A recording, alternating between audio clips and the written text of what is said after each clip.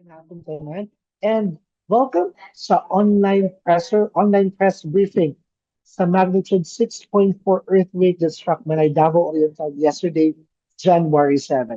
This online press briefing is initiated by the Crisis Communication Cluster of RDRRMC 11, headed by PIA Davao Region. I am Michael Louie and I'll be hosting today's press briefing. This press briefing is streamed live sa Philippine Information Agency, Davao Region. We are also streamed live sa Kadangpan, and thanks for Carlo for also live streaming this online press briefing. So for this press briefing, we will have the FIVOLKS. We will also have the Davao Oriental Provincial Information Office and our Office of Civil Defense 11 with RD and Nanda Yanhira. To start our online press briefing, let's have first the briefer of what had happened yesterday. Ano ba tong 6.4 magnitude earthquake and bakit nangyari na naman on the same municipality na sa Manay, Davao Oriental. With the briefing from the FIVOLKS, let's have Sir Eduardo Lauron, the OIC of FIVOLKS Davao Station. Sir, good morning. Hello ma'am, mayong buntag sa tanan. Good morning everyone. Pwede na ako i-share ang akong presentation ma'am. Go ahead, sir. Yes, sir. Send push. Hindi po. Tapos, ito. Yan po yun. Ito. Paano ito dito? Okay po. Make nyo po siya. F5 natin. Okay na yun. Okay po yun. Okay ma'am. Good morning again. Nakikita naman yung presentation ko ma'am. Yes, sir. This is my report on the January 7, 2026 magnitude 6.4 Manay Davao Oriental earthquakes. Okay, let's try to go back the previous Douglas earthquake that happened last year. So actually, if you see the location, you will notice that the location for the magnitude 7.4, that was about 48 kilometers southwest of Manay Davao Oriental. And likewise, for the 6.8 magnitude, that was for about 43 kilometers southwest of Manay Davao Oriental. Basically, kung obserbahan natin, magkakadikit lang sila, but for the depth of focus, medyo may kalaliman ni itong 6.8 magnitude based on the 7.4 magnitude earthquake of depth of focus of 23 kilometers. Ito yung mga difference nila. But for yesterday earthquakes, it is only about 58 kilometers southeast of Manay Davao Oriental. Medyo konting difference lang po. Where in fact, the depth of focus kung saan na-displace yung rocks underneath along these Philippine trends is only for about 16 kilometers. That's why most of Manay Davao Oriental area were able to felt this level of intensity at around intensity 5. Expecting damages for this earthquake, possible yes, and expecting aftershocks. So far for now, we are continuing the monitoring of aftershocks, yes. Now, under the simulation, these are the color-coded intensity that being struck in this eastern and central part of Mindanao area. The highest of, as you can see, the yellow area can be felt as long as high as intensity 6 for a very strong earthquakes.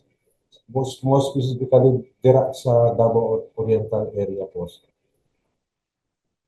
Now, these are the reported intensity which was observed by many people. The highest intensity was felt in Manay, which is what we addressed in FIVOLKS earthquake intensity scale for about intensity 5. And of course, sa part ng Hinatuan, Surigao del Sur, they experience also intensity 5.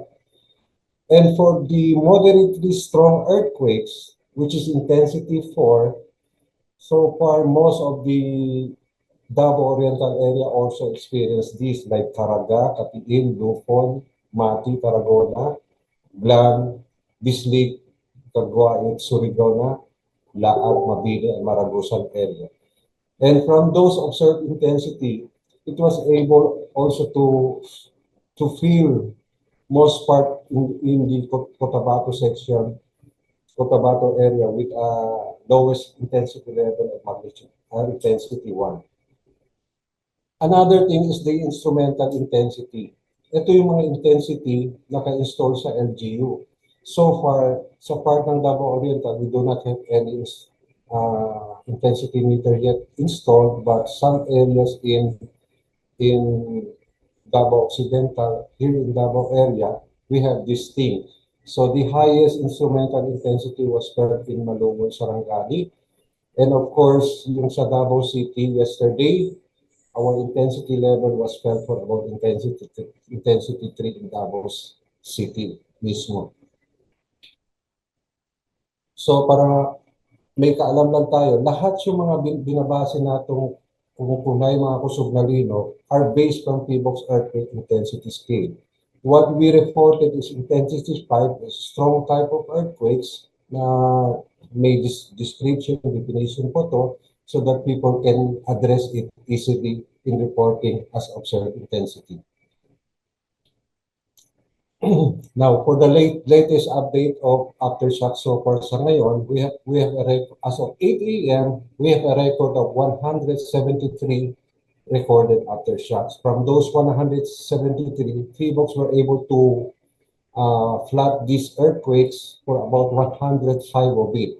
And from those 105 earthquakes that being plotted by PBOX, as of 8 a.m., we have experienced at least 5 felt earthquakes in Davao region already. So this source, kung saan namin ginakuha ang record amin, katong pinakadoon na satellite telemeter seismic station located in Mati City mismo as our reference station. Now, for more information, actually, in Davao region, we have at least 18 active faults and 1 trench in Davao region. So these are the earthquake generators of active faults that is being transected in Davao region mismo. A total of 18. Ang dinog na hitabo gahapon is coming from the Philippine Trench, which is an offshore earthquakes na gikan siya diri sa Philippine Trench. Sa section segment number 5 doon sa Manay mismo, Davao Oriental. So overall, these are the total number of earthquake generator as our for our information in Davao region.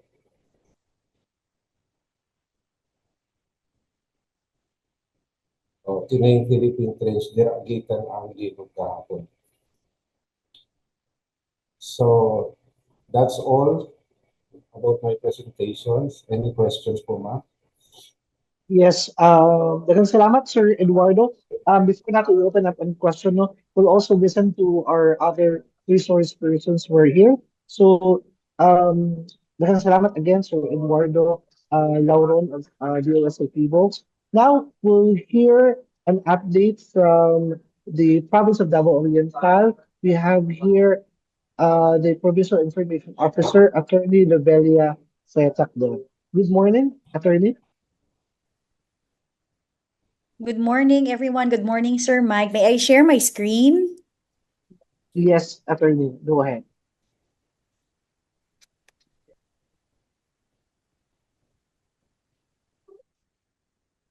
Saglit po ha.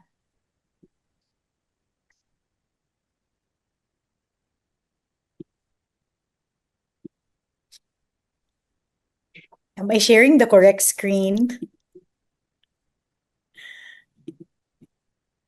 Wala pa po, Attorney. Wala pa. Sige, sandali.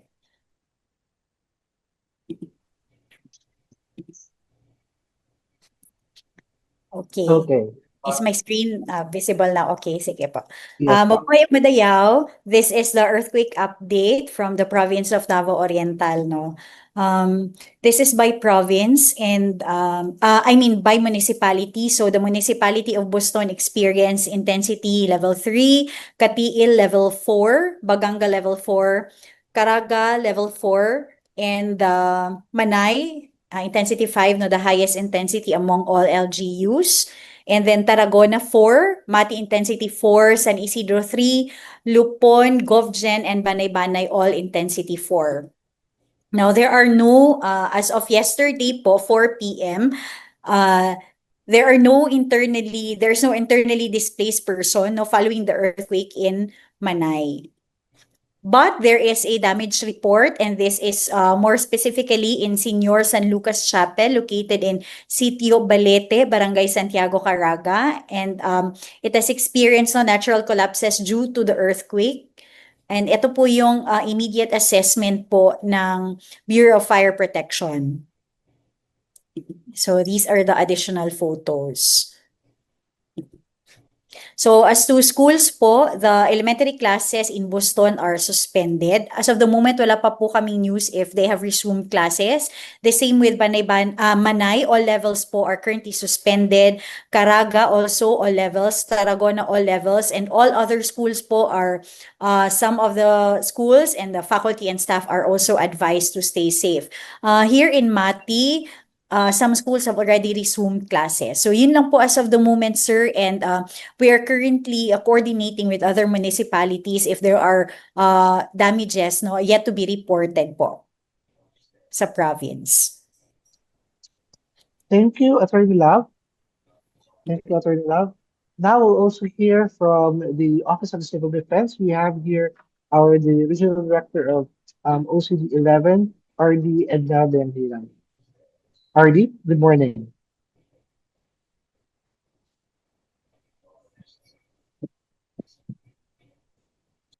RD Edna, are you hearing us? Okay. Mo ang nawawala-wala na si RD Ednar, ang signal niya. Sige. So, right now we are open for our media to ask questions. For our media, na si RD. Hello, RD. You can unmute po your end para madugog ka ng RD.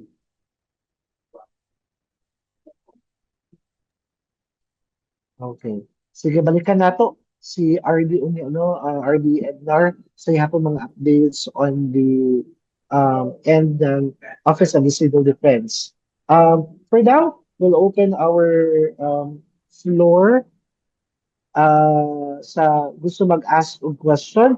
Sa gusto mag-ask og question sa ato mga media, malihog lang dito na mag-open po siya sa ato ang video kay we are streamed live para nindot po ang tan-aw sa ato ang live stream, and also you can unmute yourself po. Kinsa ba na sa Zoom user? Sir, you can now ask your question. Mike, I'm Jormelina of the Hi, Ma'am Philippine Jem. Daily Inquirer. Wait. I'd like to ask the feed folks, what does you mentioned about this recent earthquake in Manay. What does it signify, considering that we just had our October 10 earthquake? Does it signify increased activities in the Philippine Trench, and what can we expect from this? What are the projections? Thank you. Well, ma'am, based sa tuwang report of epicenter, actually doon lang yun sila. I think follows January 7, magnitude 6.4. Actually, it is just normal because of tectonic plates movement that move southwestward, subducting along the Philippine Trench. Kaya naayot tayo mga activities vegetable din sa Philippine Trench, ma'am. Yeah, but can we expect more? I mean, do we expect much stronger or more earthquakes like this? So far for this earthquakes that is about, we do not have to expect Yeah. more about this so far because earthquakes really cannot be predicted, ma'am. The only thing Yeah. we need to do regarding this strong earthquakes being happening to us is to mitigate, observe, strengthen our disaster preparedness to be prepared at all times. Okay. But last na lang ha. But Sige po.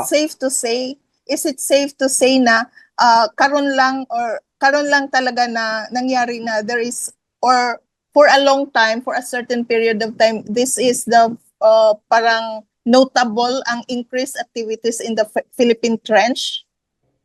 Actually, ma'am, we have a lots of earthquakes every year. Like for Yeah. example, Punato ang Surigao earthquake, 7.4 earthquake. That was Oh. also along the Philippine Trench.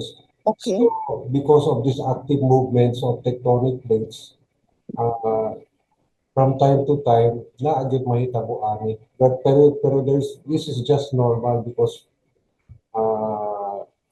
of this tectonic plates movement. Thank you. Thank you. Daghang salamat, Ma'am Jem. Daghang salamat, Sir Edward. Before we will continue with questions sa ating mga media, let's welcome first and hear the update from the Office of Civil Defense. Let's have RD and Nardi Angiran. RD?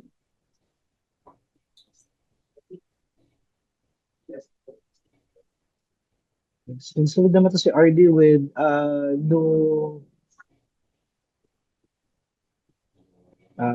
with a new device. RD, okay na po ba ta? Can you hear us po? Sige, walang naglisod pa si RD. Sige, we'll proceed with a question from the media. We'll have first Ma'am Maymay Benedicto of Radyo Pilipinas Davao. Ma'am Maymay? Hello, Mike.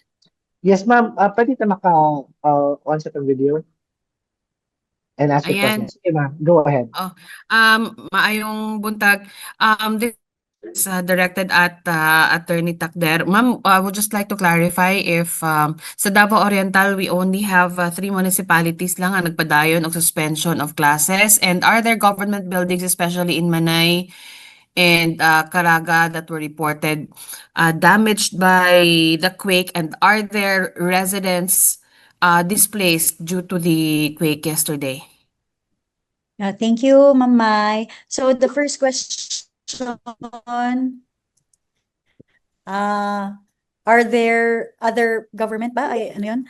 Government buildings affected? As of the moment, Yes po.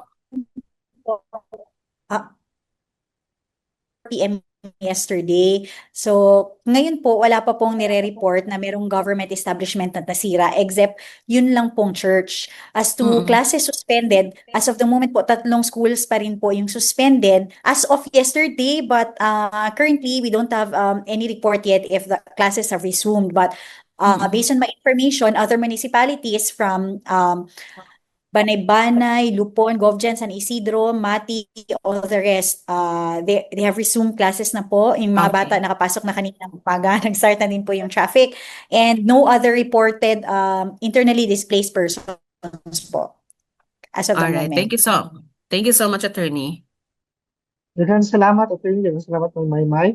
Question from Che Alite of Philippine News Agency. Mayong buntag. Mayong buntag, Che. I'll go back with attorney no sa Davao Oriental. Ma'am, naman ko kay Sir na mention no with regards to the damages katong we have the chapel and kung naabay uban pa ng mga damages. May we know kung pila pud ba ang cost as to damages sa inyong area? Currently po, the Bureau of Fire Protection only sent us the photo and their activity yesterday. No amount po has been reported as to the exact amount of the damage of the chapel po. But we will keep you updated if may report na po na nasubmit ang BFP sa aming PDRRMO po. Mike, nabatay representative from DSWD dire wala no? Wala. Our guest, Che, kuan pa, OCD, Okay. province, and Philippines. Okay, sige. Later question ko later. Thank you. Daghang salamat. We'll have Regine Lanusa of PTV. Good morning sa Good ano morning. Ma'am Regine, pwede ka um maka-on og camera po? sorry walay camera naka-PC kasi ko walay camera Ah, mo sige. PC. Sige, go ahead. Sorry. Sa for PVOX po last time ang katong 7.4 magnitude na earthquake is more siya nahimong hinungdan nga nung nag-earthquake pod sa ubang lugar dinhi sa Mindanao. Ang earthquake ba nga nahitabo kagahapon, sir? Possible ba siya nga mahimo pong hinungdan nga kanang molihok pod ang kining sa ubang lugar ug makamugna og lino? Hello ma'am, okay. Sa mga nahitabong linog din sa atua sa inland earthquake, wala gyud siya connection regarding sa usa nahitabong earthquakes gahapon. Mm. Sa gikan gud lang siya sa Philippine Trench. Or in fact, katong 7.4, 6.8 nahitabo last year ay magkadikit lang yun sila ma'am. So far, yung kining 6.4 na earthquakes, ginabasehan namo, sinasagol gihapon namo ang counting of aftershocks based from the 7.4 earthquakes. Pero kining 6.4 naman, it is separated ma'am. So Mm. far, ang linog yun na hitabo ay magkadikit lang for the last year 7.4 earthquakes ma'am. The rest, with the inland earthquakes, wala naman siya connection ma'am. Mm. Thank you, sir. Sir, i-clarify lang po na ako, sir ba? You've mentioned ganina na kanang ang depth sa kaning baguhay lang na earthquake kay medyo dili gyud lalom. The more ba na kanang dili kayo lalom ang depth, sir, the more kusog ang intensity. Tama ba, sir? Yes, yes ma'am. Yung 7.4 katong 23 kilometers, katong 6.8 nasa 37 kilometers. And for yesterday earthquake 6.4, that was only for about 16 kilometers. Mm.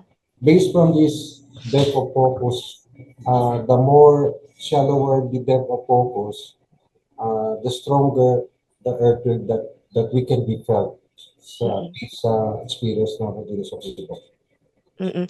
Thank you, sir, kay Attorney Lovella.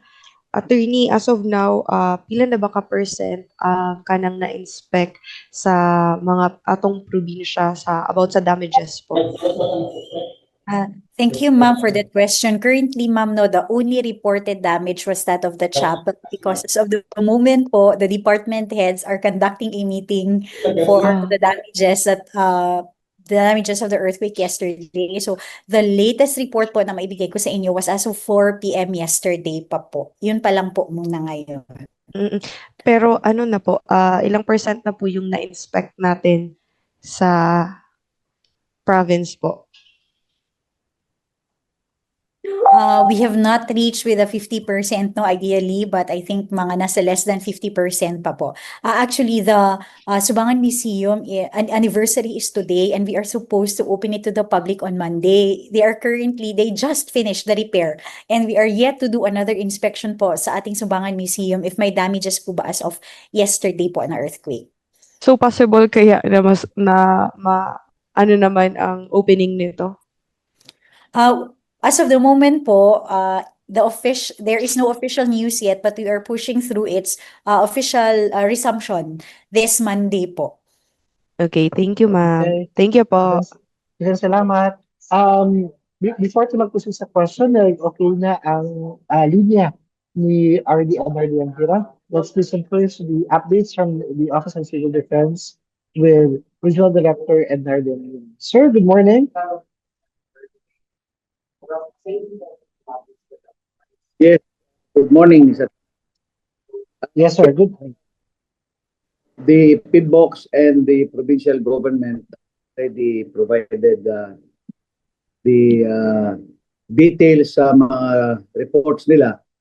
And the most that we are doing here is really coordinating with the different LGUs. No? However, I just would like to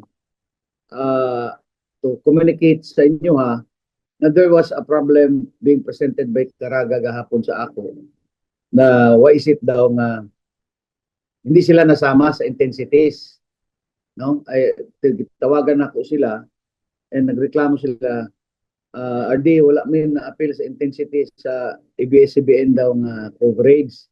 So I tried to verify dito sa opisina yung system. Meron silang group chat pala with Bong Loron na malaman ni Bong kung ano mang intensity, kung ipapasok nila yung information. So it is most likely, siguro Bong can clarify, that yesterday Caraga did not post any intensities. Kaya nga wala silang record kahapon. So siguro i-clarify natin to, and I instructed already the OPSEN na mag-reiterate sa mga tanang LGUs na katong group chat nila with PBOX, dapat atimanon nila kung na-earthquake, dapat i-post daw nila ang intensity that was felt by them, especially sa level sa municipal disaster offices. And of course, hasta ang provincial disaster office mag-post kay mo issue nila gahapon na nabalita sa national unya wala daw sila ilabot, so murabag wala sila appeal sa impact, no? So maybe Bong, you can clarify that, Bong, para mapalanog sa atong mga partners sa media outlets na ang paingnan atong LGUs tanan all over the region, they have to be active sa group chat ninyo with the PBOX. Bong, please.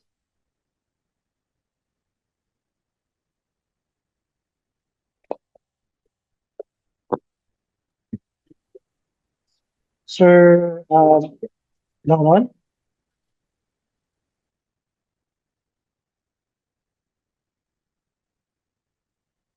Yes. Sir Longnon, any reply on that one? Gati na, sir. Ang definition ng intensity is what we feel, see, observe, and the severity of its damages within the area, specifically kung doon ta sa epicenter. So most cases, ang Caraga, kung makafelt sila ani, we have our chat group. Pero magpasalamat ko, sir, kay Ma'am Sol, kasi naa siya i-depost sa province nila, tanan mga munisipyo, naa na siya yung mga report of intensity. Gipasa na ako dahil to ato sa Manila, sir, for the information bulletin 1. So, ang inahabol namo ang standard operating procedure of less than 13 minutes. Wa pa na sa agol ato. Upon update, ang Caraga, part ng mga municipality sa Davao Oriental, were already posted sa mga gikan sa report dito sa province, gikan kay Ma'am Sol.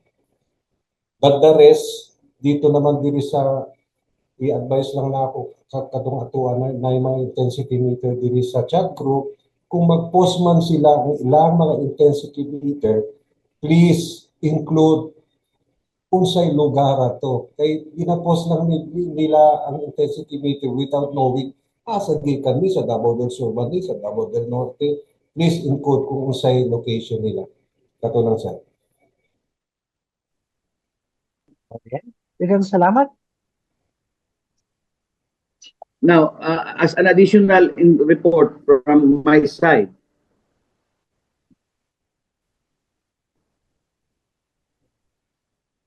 based sa training, ang critical good sa earthquake and tsunami is really the community preparedness, sama sa igingon ni Bong, pagpangandam, but it has to be community level. So again, we need to communicate that to everybody na ang pagpangandam, dili pwedeng gobyerno lang ang mangandam. So kinahanglan ipaabot gyud nato dito ang information dito sa mga kabalay-balayan. Anyway, we have enough information, mga basic information sa earthquake, what to do, especially kung kusog kayong earthquake tapos we expect na tsunami. So di na ta magulat nga PBOX will announce pa nga na tsunami warning. Mismo ang mga tagbalay should be able to determine na kinahanglan mudagan na sila sa safe place, no? So for us, for the OCD, we will continue with our NSED community level, no? Naka-program na ni for this year. Asa nga mga lungsod ang ato ang i-NSED. However, dili ko satisfied na katong sa NSED lang. So in my rounds this year, first quarter sa mga mayor o governor, I would really recommend to them na maghimo sila og kaugalingon nilang initiative na katong coastal barangay, especially coastal barangays, na sila ay prone to tsunami after a big earthquake, mag-conduct sila og kaugalingon nilang simultaneous drill with tsunami drills as well. O kinahanglan silang technical assistance, OCD will be made available and PBOX will be available man po sila. So I think for now, maulan sa siguro ang akong ika-report. Daghang salamat, sir. Now, we'll proceed with questions from the media. We have Sir Jack Villahermosa. Sir, good morning. Good morning. Jack Villahermosa of DXEV, 107.9 Infinite Radio Mati. Additional info lang sa gihatag na information ni attorney before I proceed with my clarification question kay Sir Lauron of PVOX. Mati Doctors College school in front of the provincial hospital sa Mati as posted around 12 a.m. na suspended ang ilahang klase today. So basig makatabang sa information sa inyo kay I know some of the schools nag-resume but nag-post ang school publication sa sa Mati Doctors College and I was able to read it and na-share na ako. Anyways, my clarification question goes to Sir PVOX, Eduardo Sir Lauron. Sir, good morning and Happy New Year, sir. Happy New Year. Nagsugat atong tuig sa linog, no? But anyways, ani sir, is it ako na i-clarify sa naklaron lang nako. The October earthquake na nahitabo sa Manay which is 7.4 nag-ihap man ta og di ba nag-ihap ta og aftershocks. Nagsubside yun sa sir na zero yun until on November and December wala na nag-aftershocks related atong 7.4. Okay.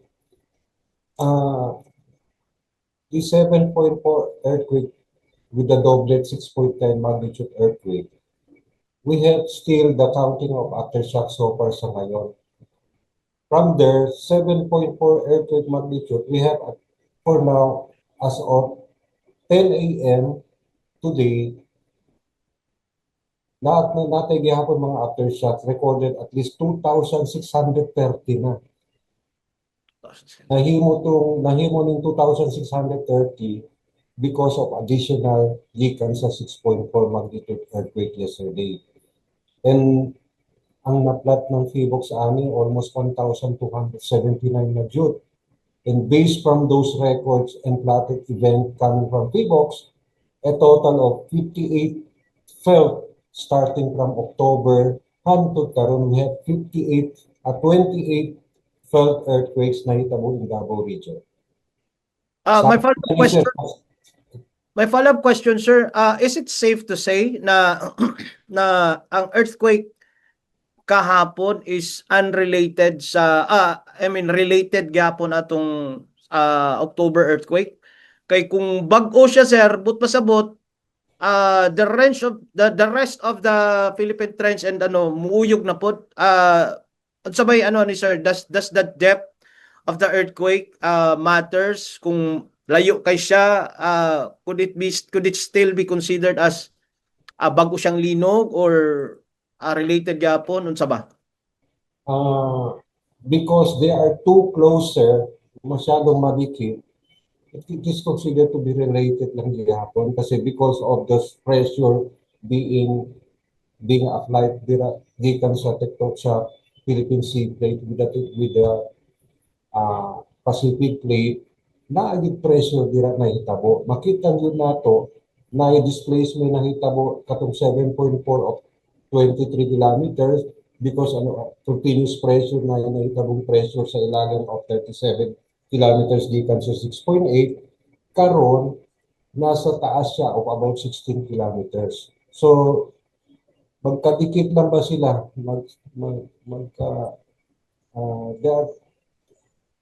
They are still related kasi napakaduol lang sila because of applying pressure dito sa tectonic plates movement. So may variation lang po because of depth. Okay, sir. Thank you, sir. Ako lang tanong para lang maklaro. Naalala po ko yung question, if is there any lain na lain na munisipyo aside from the province of Davao Oriental na nakasimati og damage, was there any municipalities outside the province or other region na damages po? Sir Lauron, thank you, sir. All the question. Thank you. Welcome, sir. Right now, sir, we have invited the province of Davao Oriental only for this online press briefing. So, wala tayong mga from other LGUs, other provinces na involved natin for the online press briefing. Okay? Kaya salamat, sir. Thank you, sir. Now we'll have Ma'am Rogin Grace Patumbon, also in Davao. Ma'am? Hello po, good morning. One question lang po to Attorney Takder. Ma'am, hello, madunggan po? Yes, good. Ma'am, one question lang po. Do we have any recorded injury or casualty po sa Davao Oriental after po ng earthquake natin? Ma'am, thank you po for the question. As of 4 p.m. yesterday, wala po tayong reported na internally displaced or mga other events or other events na directly affected a person during the earthquake po. As of 4 p.m. pa lang po yan, ma'am, because we are currently updating our status as our PDRRMC are currently having a meeting right now po. So as of yesterday po, 4 p.m., wala po, ma'am. One follow-up lang po, sir. Ma'am, how about yung mga affected na previously affected by the doublet earthquake natin way back in October? Kamusta po sila? Do we have any update on them? Were they still affected din po ba sa earthquake na nangyari kahapon? We have presumed that those affected by the doublet earthquake are of course still affected as of the moment because the tent city still exists. And of course, yung iba po nasiraan ng bahay and it's very difficult to build a new house. That is why po, if you've noticed, the Christmas celebration of the province of Davao Oriental is as simple as possible, no? Because we feel those who have been affected by the earthquake, especially ngayong nandito na naman ng bagong earthquake, so we expect that most of them are still affected. And although we also recognize the effort of the national government and the provincial government in giving them aids, especially last Christmas, nakareceive po sila ng tulong galing po sa ating governor, Governor Nelson Dayang Hirang. But we do not expect them to move that easily from the effects of the doublet earthquake po. Thank you po, Attorney. Thank you, Sir Michael. Maraming salamat. Now we'll have Sir Carlo Daviel of Gadang Times. Sir, you can now ask your question. Okay, am I audible po, Sir Michael? Yes, go ahead. Okay.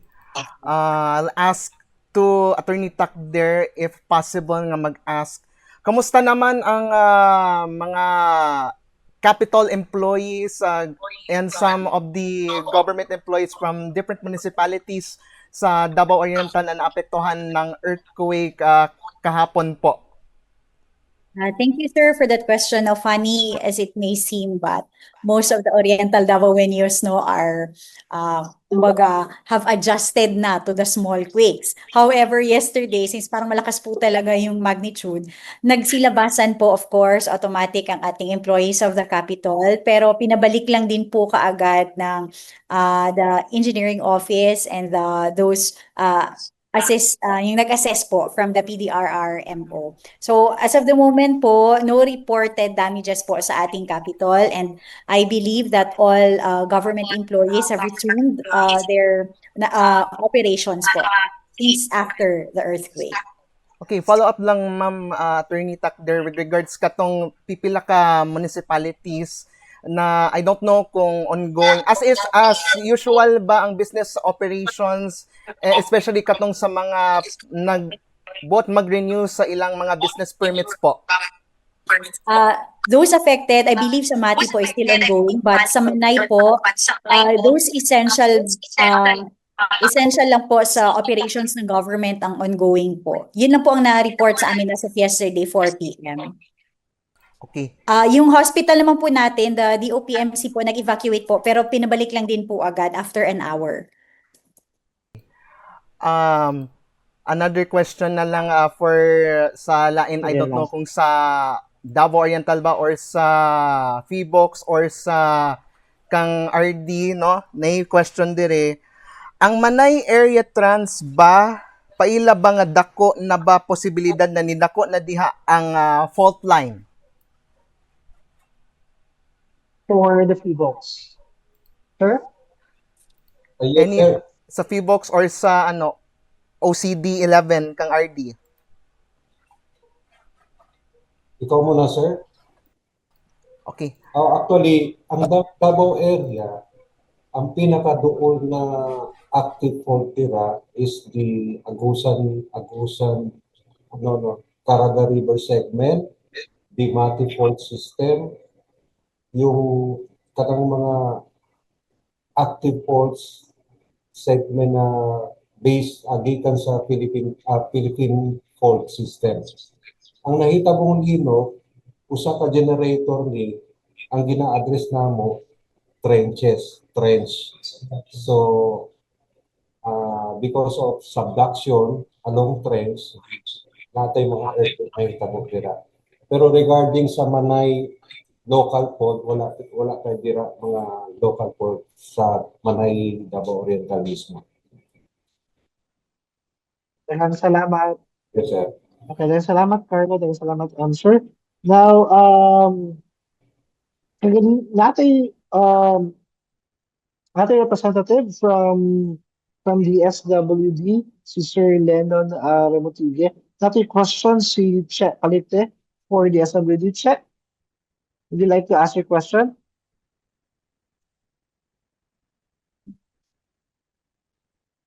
Sige, balikan nato si Che unya.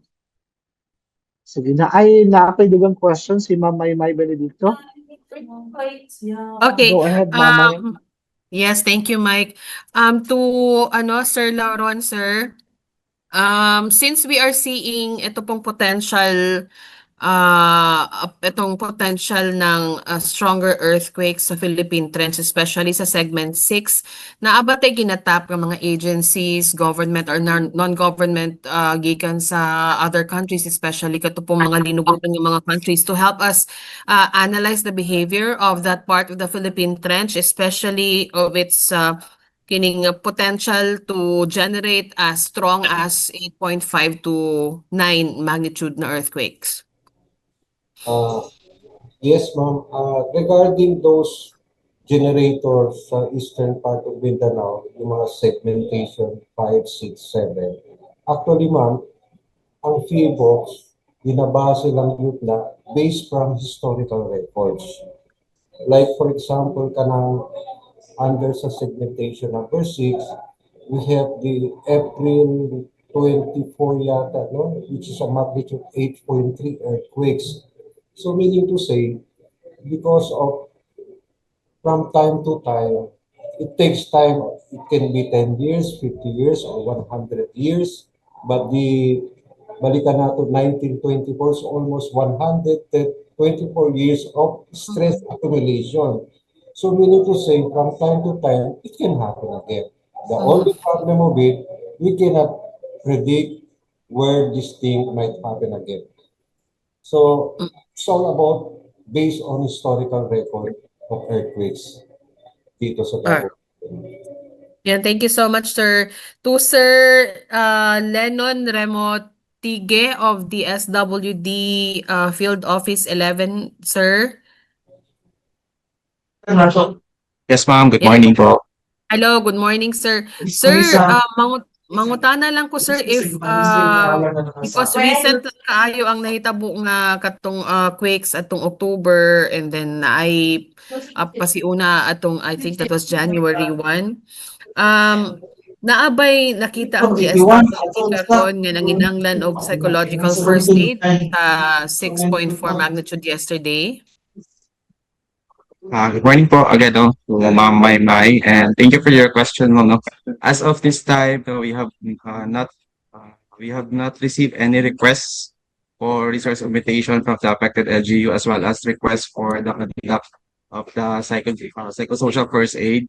However, from the previous operation doon sa 7.4 and 6.8, the DSWD, together with the registered social worker of the department, have conducted the PFA, with the children and women, affected children and women, particularly those who are staying in the evacuation center. Pero sa 6.4 po, ma'am, no, sa pagkakaroon wala pa any response or ang DSWD to the affected LGUs. All right. Thank you so much, sir. Salamat, Mike. Daghang Thank you salamat. po. Sige. Napoy dugang questions si Ma'am Regine Labisa of PTV. Go ahead, ma'am. Good morning again kay attorney. Attorney, ang Davao Oriental ba nakabangon na ba sa katong nahitabong 7.4? I mean sa economic aspect po, and sa karon unsa kay atong ginalauman nga possible impact na pud aning baguhay lang na earthquake sa ato ang ekonomiya po. Thank you, ma'am. From the words of our honorable governor, no, we cannot always dwell in the past. And it is now the goal of the governor to move forward, no, from the effects of the earthquake. In fact, the provincial government of Davao Oriental is doing its hand and has resumed, no, its regular business and operations here in the province because the earthquake, no, it might come anytime, but we cannot dwell on that. But as to the full recovery, we are not very certain because that is subjective as to each family. But with the province as a whole, we are recovering and we are moving now forward. We have given aids also to those affected. But as of the moment po, ang masasabi ko lang po is we are moving na po from recovery. As to the effect of the earthquake for yung earthquake po natin yesterday, since the report was based lang po kahapon 4 a.m. and I have double checked, there is no current report po as to the effects of yesterday's earthquake. Patuloy pa rin po ang ating government activities. In fact, yung ating meetings and upcoming events for next week, we will still push through with that. Pero are we expecting po na may impact po ito with regards sa tourism sector natin? Yung tourism sector po, yung sa amin as of the moment, wala pa pong nai-report na damages compared po doon sa Dublet earthquake. So nagre-resume po lahat ng ating tourism industries here sa province. In fact, this Monday, we will have our industry gathering, the groundbreaking of the new provincial office, and the resumption of the Subangan Museum. Lahat po yan magpo-push through po sa Monday. So hindi po nakahawak yung earthquake po yesterday sa ating activities dito sa province po. Salamat. Pagdagsa ng sorry sir. Okay lang sir. Sige. Mm. Sige. How about po yung pagdagsa po ng mga turista, makakaapekto kaya or are we expecting na magle-less po yung tourist na bibisita sa Davao Oriental because of the earthquake? Actually, nung pong Dublet earthquake, hindi naman po kumonte yung bilang ng ating tourists. Nagpatuloy pa rin po. That's why some of our tourism industry, lalo na po yung ating mga beach resort, they personally asked me to tell the governor to have these operations na resume because they have different activities and may tourists po na nagpapabook. So ngayon po, kung makalma po tayo yung ating mga beach resort because of the influx of tourists last holiday. Pero ngayon po, patuloy pa rin po, hindi naman po kumonte. Ngayon po patuloy ang ating pag-accept ng visitors na tourist here sa Davao Oriental. Thank you po, ma'am. And salamat. Before nato ipaas itong nangutangan na ganito, let's welcome first sa kaming mga wala pa nag-ask. Si Ma'am Ruth Palo. Go ahead, ma'am, you can ask your question po. Kay attorney, good morning, Attorney Ruth Palo Yes. po ng News 4. Ma'am Ruth, Yes basit po. pa rin maka-video po. Ayaw lang kay Okay, sir. Sige, never mind. Kay Sige. attorney, after the 7.4 at saka yung Dublet na earthquake, ano ang tawag doon? Ano ang ginawa or ginagawa ng provincial government especially sa preparedness sa Davao Oriental, especially and considering medyo naging pronta sa kining linog. Like sa construction ba nato, naging dapat ang atong mga buildings, ang atong construction dapat maging resilient or dapat mas pag-igunon pa ang sa construction aspect, attorney? Thank you, ma'am, for the kind information of everyone. No, the disaster resiliency is part of the 10-point agenda of the governor. So, kahit po, even before the earthquake, kahit nung naging congressman siya, even before yung governor siya, it has been the advocacy of the governor to have everyone, not only our buildings, but also every Oriental Davaoenyo to be resilient when it comes to disaster. Yung last Dublet earthquake po, meron po kaming app as to the monitoring of where the aids will be distributed. Yung mga binigay po ng private, national agencies, and local government po, lahat ng aid, nakatrack po yan kung alin po doon ang hindi pa nabigyan at nabigyan na. So ngayon po, with this, after the Dublet earthquake, I think and I believe that the province strengthened lang no its disaster resiliency advocacy. We have also this we have presented na po this app that will inform every Oriental Davaoenyo as to the upcoming mga calamities po para maging prepared po tayo lahat. This has already been lobbied sa ating PDRRMC, yung ating council, and we hope that this will be effective anytime this year. So lahat po kami, most especially the PDRRMO, alert po kami all the time, especially kasi hindi lang po kahapon yung earthquake. We have experienced no, yung mga small magnitudes po dito sa Davao Oriental. So kahapon po, I believe everyone has prepared properly, nakalabas po, lahat po safe, and wala po tayong internally displaced person. So that in itself is a good news for the province of Davao Oriental po. Thank you, Attorney. One last lang, Attorney. Yung balikan ko lang yung mga damages. Tama ba ako? Yung mga damages sa yung mga damages sa infrastructure is doon din sa Manay, Attorney? Is it the same area yung sa mga previous na earthquake? Sa Caraga po yung latest natin na nasira na church.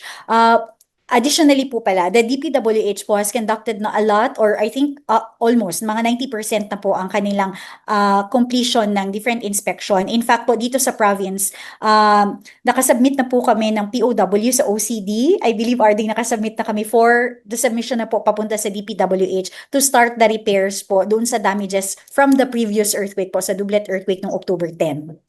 Pero wala tayong damages, Attorney, no, sa Manay? Where the epicenter happened? Wala pong nai-report sa amin po. I cannot also speculate no from the different news that we have heard, unless the report is from the PDRRMO, kasi that's the protocol po. So yung mai-report ko lang po sa inyo is as of yesterday, yung church lang po ang nai-report sa amin na may major damages. Other municipalities wala pa pong naibigay, ma'am. Okay, thank you, Attorney. Thank you, Mike. Ayan, maraming salamat. I think Dapoy matubag si RDBN also on the preparedness side kay Dapoy program ang atong OCD on trainings ni puro mga leaders dila sa ato ang nanguna po dila sa province sa Davao Oriental. RD?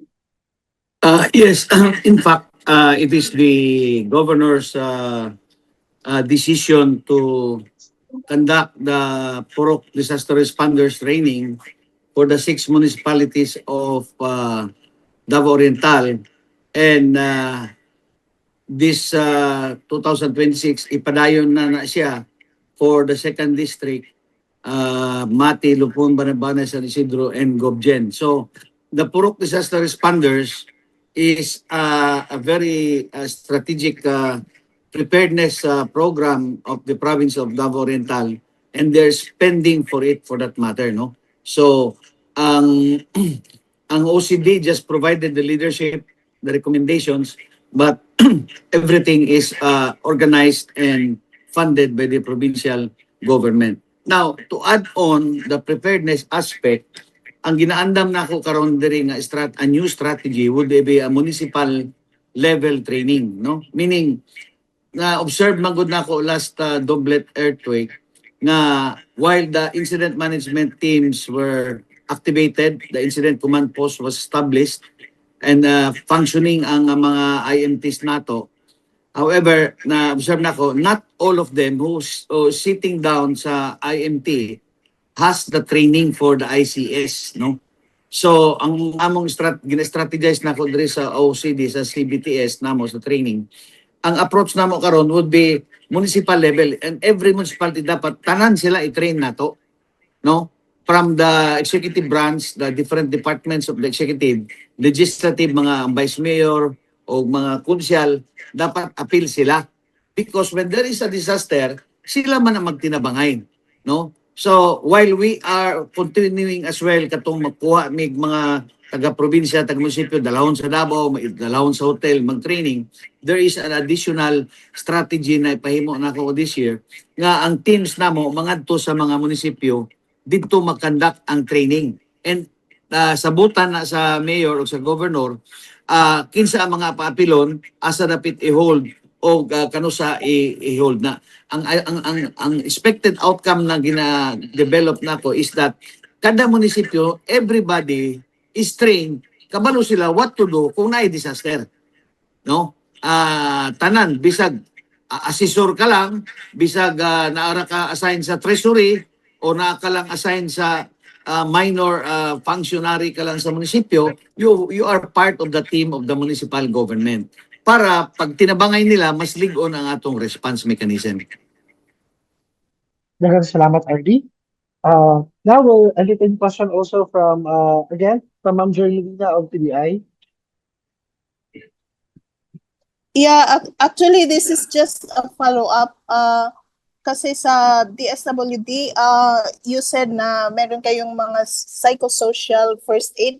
I'm just wondering, this is no longer does not concern the recent earthquake. Pero meron kasi akong natagpo na meet na mga previous na mga still suffering from the trauma of previous earthquakes. Anong ginagawa, unsa inyong ginahimo sa ilaha, sir? Is there parang assistance from the government? Kasi hanggang ngayon parang they are still suffering from this trauma. And also, this is for the DSWD. Just wondering, sir, if you have mga assistance para sa ingon-ini nga mga nagasuffer pa og trauma hangtod karon kanang katong nangalubong gani sa previous nga mga earthquake, then naka-survive. And then I also want to ask Attorney Love regarding please proceed to step 2, window 2. Attorney Love, regarding the katong recovery efforts sa previous earthquake, wala naman tay mga, ako lang i-unsa klaro kung napabatay IDPs or wala na nang namalik na sila sa ilahang mga balay, and then if the houses were all they were back to normal, if the houses were built na katong gisaad ni President Marcos. So far kana lang akong question. Salamat. Thank you. Okay. Thank you, Ma'am. Sige, I will answer first with psychosocial needs. No? Okay. We have CELA, the Mental Wellness Hub of Davao Oriental. Always open po siya. If you want to request, if you need help, then you can go to CELA, Davao Oriental Wellness Center. Also, when it comes to tourism, meron po tayong psychosocial, mental health wellness na ginawa ang ating Department of Tourism Region 11. Trainers training po yon. So, lahat po, we are open if you would only request po. Lahat po ng ating tourism industries will be catered.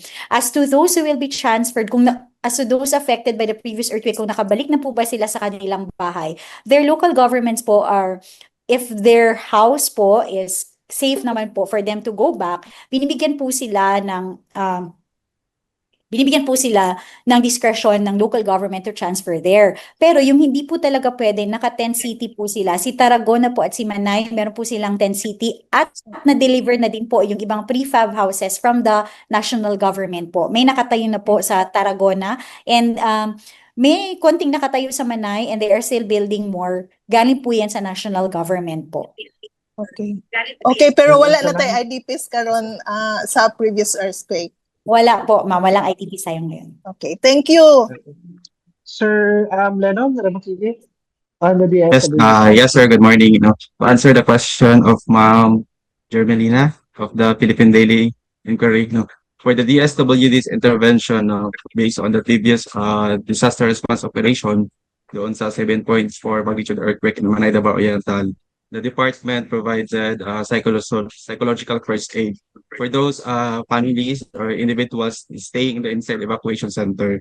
However, if may naapatay mga reported na mga individuals who is still suffering no mga trauma or na need og PFA no the person can talk with their local social welfare and development office as mentioned by Attorney Takder. No, the province of Davao Oriental, they have a office who will provide PFA for those individuals who are still suffering doon sa mga effect of the magnitude earthquakes no that jolted in the province of Davao Oriental. So si DSWD hindi lang food box and non-food item ito ang ginahatag, but we can also provide psychological first aid, especially doon sa mga affected individuals nga naa sa mga inside evacuation center. Thank you, sir. Daghang salamat. Now, we'll have Sir Jack. Jack, will you have us again, sir? Attorney, hello attorney. Happy New Year. And okay, available ba si DILG? Na siya, no? Si sir or si ma'am or representative from DILG. Kasi Okay, sige, I sir. would like to give the same question sa DILG. Attorney, you mentioned there were some checking sa nahitabo na renovation sa Subangan because of this earthquake yesterday. And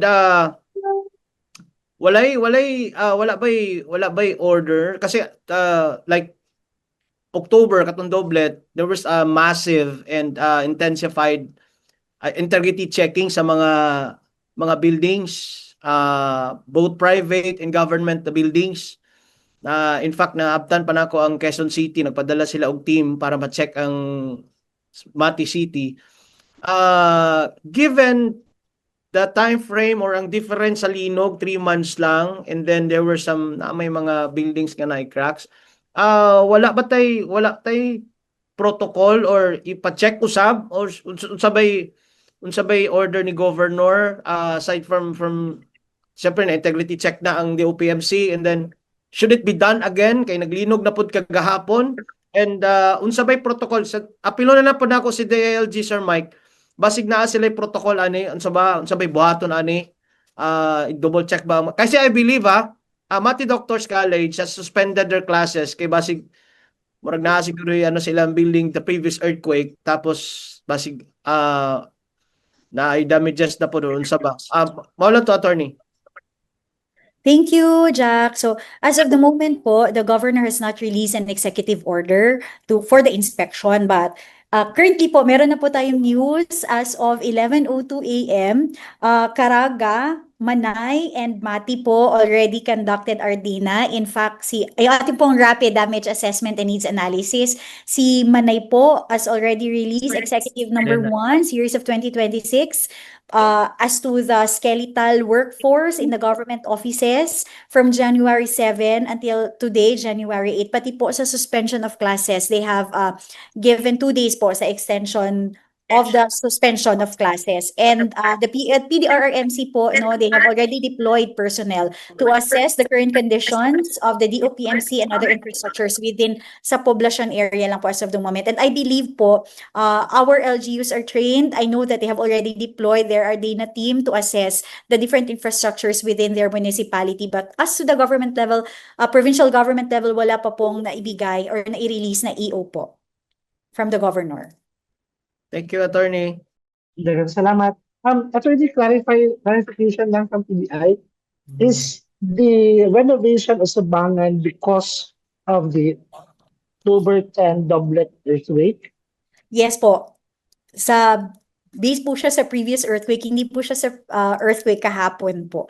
So as of the moment, as the Provincial Tourism Officer po, wala pong reported damage from yesterday's earthquake. So tuloy po ang ating resumption ng operations ng Subangan Museum. By the way po, on Monday, free po ang ating Subangan Museum in celebration lang po sa kanyang resumption of operations and its anniversary today. Yan po. Ayan. Okay, daghang kaayong salamat, attorney. And napabay magpahabol na last question from our media. If wala na, we can wrap up this online press briefer. Wait, nakainag ko. Okay. Again, daghang kayong salamat. Now, we'll listen to the closing statements from our guests. We'll start with the three votes. Sir Eduardo Lauron. Sir, you can now give your closing statement.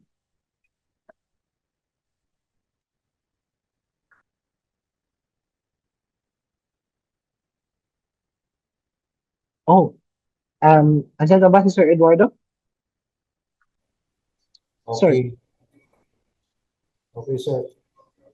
For Davao Region, based from our records here in Davao Region, we have at least the average of earthquakes of 5 to 10 per day. So some of which are felt. So the important for these earthquakes or even tsunami is that we need to strengthen the conduct of IEC campaigns for earthquakes and tsunami drills. Pinigil ang pinaka number 1 para aware ang mga tao. And we must have to review the tsunami evacuation plans kung unsay mga safer area in times of tsunami event. And lastly, i-check nato or install nato ang mga tsunami informations and evacuation signages. This will guide people on where to go during this disaster of earthquakes and tsunami. Katulang yun, sir. Salamat. Daghang salamat, sir. Sir, pasensya na, nalanday ko yung last question kaya na ako yung mga nakita mo kagahapon regarding the Mount Mayon sa Tabo sa Pilipinas karon, the Mount Mayon tapos na ay sa Mount Canlaon and kanina pong kuan kusog the earthquake diri sa ato i-clarify nato ni sir, is this related ang kaning mga nahitabo ng mga ground activities like sa volcano and kanin sa ato ang earthquake diri sa Manay? Okay. Katong dito sa Mayon o sa Canlaon area na atay dira Manila Trench Fault. Continuous subduction, naghakad siya new trends para to activate yung mga activities ng mga volcanoes dira. And for some reason, kung na yung mga friction na hitabo dira, it can cause earthquakes. So that's part of how really the earth is really alive because of tectonic plates movement. Kaya natin yung mga volcanic activities sa western part of Luzon. Katulang, sir. Daghang salamat, sir. So, medyo related din siya, sir, no? Okay. Now, we'll have the closing statement from the Provincial Information Office Officer and the Provincial Tourism Officer of the Province of Davao Oriental, Attorney Lebelgo Fetacden. Attorney? Thank you, Sir Mike. Thank you very much, everyone, especially to our media who have been very active and supportive, especially to all our Davao Oriental Integrated Media members. Thank you very much, Philippine Information Agency, for this press con, for allowing our Oriental Davaoenos and our kababayans to be updated with yesterday's earthquake. And please know and be ensured that our Governor Nelson L. Dayanghirang is doing his best to assist everyone, to give assistance, and also to assess infrastructure, especially those owned by the government, with regards to yesterday's earthquake. So, katulang, and please let us remain resilient, with whatever will happen here. And palayo lang ta sa Ginoo, and stay safe, everyone. Daghang kaayong salamat. Daghang kaayong salamat, Attorney. And we'll hear the closing statement from our Office of Civil Defense. We have RD and Narden here. Sir?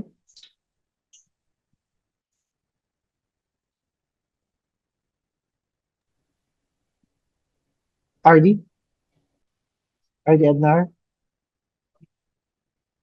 Yeah. Una sa tanan, magpasalamat ang OCD 11, ang RDRIM C11, for your team, sa communications cluster, for being very, very active, and this is karon lang ni nahitabo under the leadership of PIA regional director, na permi na ay mga inani kundi naman face to face like what happened in Mati last year o karon Zoom meeting. And I would like to encourage more of mga inaning partnership because at the end of the day, it's really the people that needs to be informed, ang katawan, pinaagi ni ani. Second, ano ko yung mga points na gustong idugang po. One is we also would like to thank the other LGUs of the different provinces for being responsive to the communication needs of the people for reporting immediately unsa to mga intensities nila, no? All over the region nag-submit sila og mga intensities. In fact, Region 12 as well, no? Sa amo ang OCD, Region 12 has their own intensities, different municipalities nila. So katong nga linog actually dili lang ato-ato, no? Region 12 was it was also felt in Region 12 precisely because kining ato ang Philippine Trench is a long trench, no? Taas ni nga trench that extends from Southern Luzon to the diya sa Davao Occidental and part of Sarangani. Third, wala may isgutan ang problem na to with the children, no? Tataw kayo from Caraga, Manay, ang children o mga school children mo na ang immediate concern, no? Pag earthquake.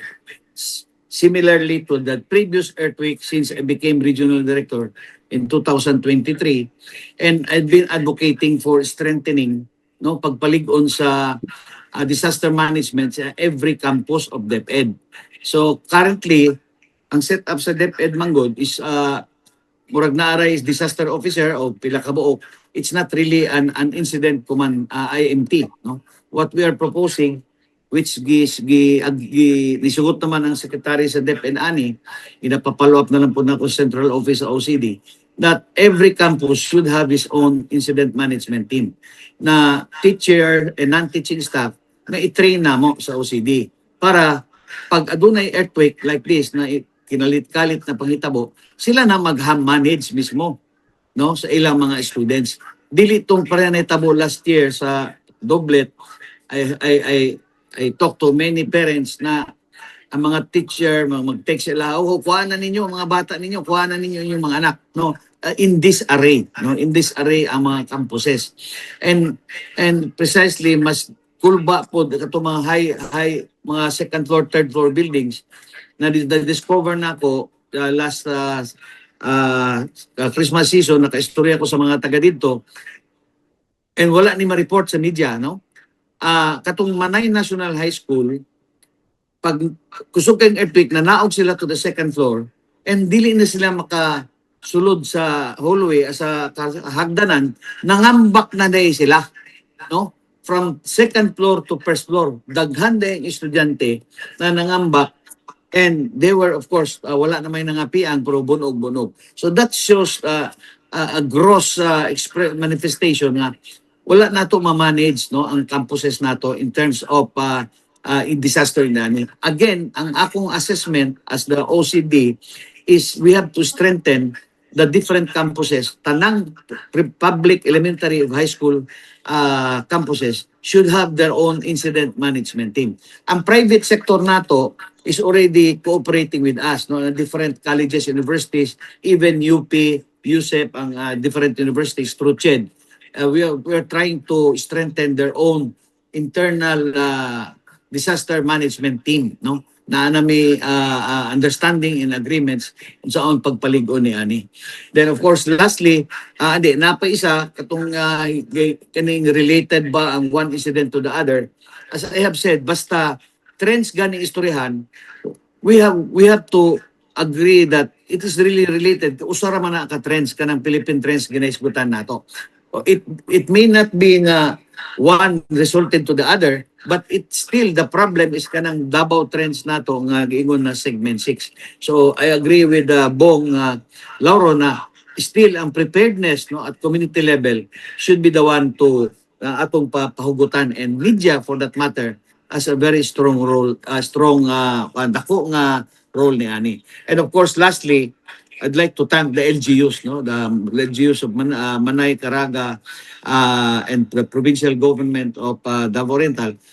Kita nimo they already immediately ang Manay nakita na ko sa ilaha nag-convene dayon nila ang ilang in spite na wala si mayor dito nasa Davao, no, he was negotiating with the SWD for certain non-food items, but ang the vice mayor took over the command of the IMT nila, gimit dahil nila. So, ang Caraga as well, deploy dahil sila sa mga tao. So, makita na to, I'm happy for at that makita na ko ang picture because makita na to, our LGUs in Davao region are already equipped, capable, no? Dugang na lang pagpalikon sa communication system. In fact, sa communication nato, we are advocating, I hope the media would capture this one, na ibalik na nato tong VHF, HF radio, no? Kasi during dagko na mga disaster, brown out, ang cellphone dili maka-communicate, still ang mga VHF radio o HF radio ang pwede because 12 volts battery pwede sila. And in fact, nakita na ako sa Manay during the time, si Governor nagpatao dayon og VHF based radio kada barangay sa lungsod sa Manay. So we want that copied all over the region. Every barangay has to have a VHF-based radio. Then ang mga tao, mga disaster, mga barangay workers will have a handset. Plus ang mga tao, we encourage them to buy their handsets. Barato naman ang 500, 600. Then of course, the provincial government, paligunon po nato ang ilahang kanang mga booster, siya tawag ito, katong pagpakusog sa signal for the whole province. Para ang disaster communication nato will be more efficient and effective in times of emergency. Kaya very critical yun ang disaster communication pag abot sa adunay na may tabo. So kana lang, and of course, we have to continue to pray pag-ampo sa atong labaw nga makagagahom nga dili ta abuton sa mga kusog na mga disaster. Saman karon early pa nagbuto-buto na ang ang mga bulkan nila dito sa laing lugar. Salamat sa inyo og maayong buntag. Again, daghang kayong salamat sa ato ang mga guests for this online presser. We have Sir Lauron of the Volks, Attorney Tacder of Davao Oriental, and Arde Hirang of OCD 11. Daghang salamat po sa atong crisis communication cluster headed by TIA 11, and kauban nato diri ang ating investigative state media. We also have the DSWD, DILG, and PVOX, and also ang atong OCD Strategic Communications team kauban po nato sa atong crisis com cluster nga nag-facilitate aning online press briefing. Daghang salamat po sa ato ang mga media nga nag-uban sa ato din sa online press briefing. With your help in delivering the right information, we can really empower our Davaoenos to become disaster resilient. And sa mga naminaw po sa ato karon through our live stream sa Philippine Information Agency Davao Region and sa Kadangpan live stream, daghang salamat po sa pagpaminaw. Since we cannot predict earthquakes, we advise everyone to prepare. Again, preparation before, know kung asa dapat ang mga hazards sa ato ang palibot, familiarize yourselves with earthquake hazards in your area, know kung asa po ang evacuation center na pika dila sa inyong area. Check the nearest route going to the identified evacuation center.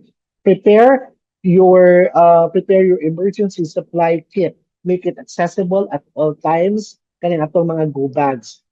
Learn to use also the first aid kit. If you have first aid kit, learn how to use it during before the disaster para during disaster makabalo na ta kung saan paggamit ang mga first aid kit. And of course, participate during drills. Regularly practice the evacuation procedure during ginakandak na ito national simultaneous earthquake drills. And after disaster, during disaster, kabalo naman ta to always drop, cover, and hold. So practice that, ang itong drop, cover, and hold. And after disaster, evacuate as soon as the shaking stop and take the fastest and safest route pagawas to the safest area na kung asa man mo nahimutang during the earthquake. Expect aftershocks. As we know that ubay-ubay ang aftershocks na sinati labi na dira sa probinsya ng Davao Oriental. Be updated sa mga tama and tama nga mga impormasyon lalo na sa mga ibanghatag sa Philippine Information Agency, sa PVOX, sa OCD11, and sa inyong mga trusted media. And also check yourselves and sa inyong mga kauban for injuries. That's after the earthquake. Again, let's prepare for any eventualities na may tabukod sa ato adiri. Sabihin pa, we cannot predict earthquake, but we can prepare for any disaster para maging resilient ta. Katulang for our online press briefing. Daghang salamat sa tanan and God bless and ingat ta, Davao Region.